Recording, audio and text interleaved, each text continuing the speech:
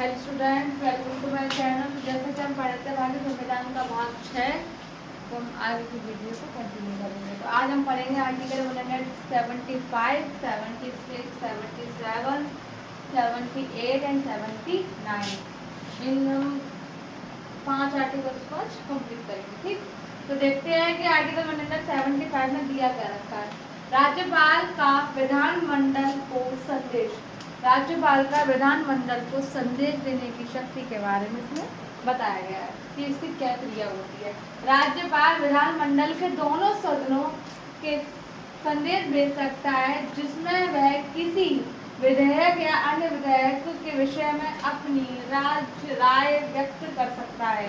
मतलब राज्य जो होता है, राज्यपाल जो होता है विधानमंडल के दोनों सदनों में जो है क्या भेज सकता है, संदेश भेज सकता है और किसी विधायक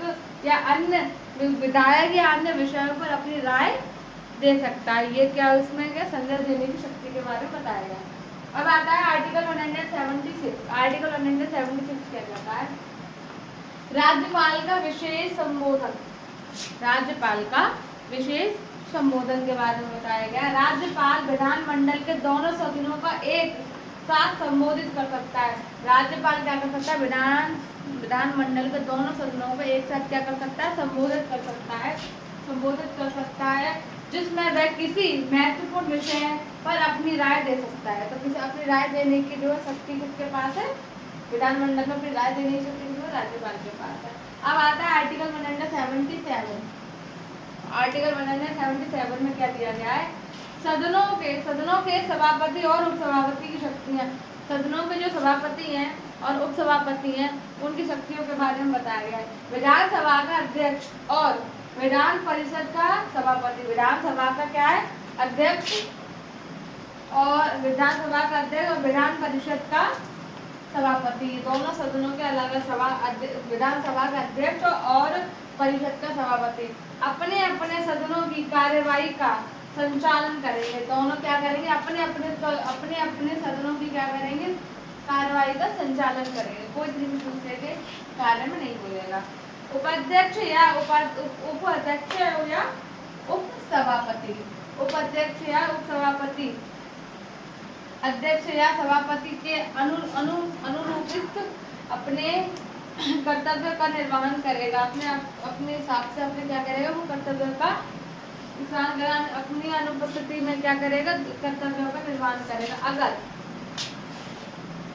अगर जो है उपसभापति या अध्यक्ष एब्सेंट है, तो उसकी जगह उपसभापति और उपाध्यक्ष क्या करते हैं? उनकी जगह पर कार्य करते हैं। ठीक, उसके बारे में तो बताया गया है। ठीक, उसके बाद आता है आर्टिकल 178। आर्टिकल 178 क्या कहता है? विधानसभा का अध्यक्ष और उपाध्यक्ष। विधानसभा का अध्यक्ष और उपाध्यक्ष विधानसभा का अपने सदनों से एक अध्यक्ष और एक उपाध्यक्ष का चुनाव करेगी। कार्यकाल 5 वर्ष होगा। विधानसभा अपने ही सदन में से विधानसभा अपने एक अध्यक्ष और एक उपाध्यक्ष का क्या करेगी? निर्वाचन करेगी या चुनाव करेगी, जिसका कार्यकाल कितना होगा बेटा? 5 वर्ष का होगा।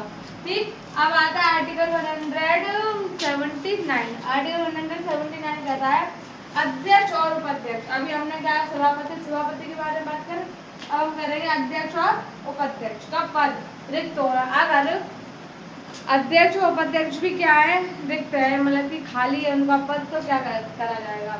अध्यक्ष या उपाध्यक्ष का पद निम्नलिखित परिस्थितियों में रिक्त होगा। किन परिस्थितियों में रिक्त होगा? यदि वह विधानसभा का सदस्य नहीं हो सदस्य ना हो, या यदि वह अपना पद छोड़ देता है। अगर अपना पद छोड़ देता है तो उसका पद रिक्त हो सकता है।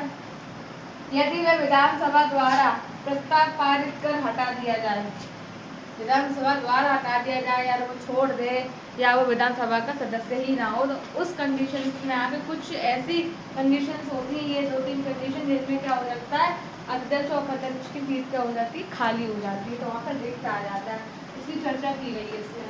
ठीक, अब बाकी का आप लोग देख लीजिए। अगर समझ में नहीं आ रहा तो मुझसे कुछ पूछ लीजिएगा, वरना कल हम आगे की वीडियो को कंटिन्यू करेंगे। ठीक, थैंक यू।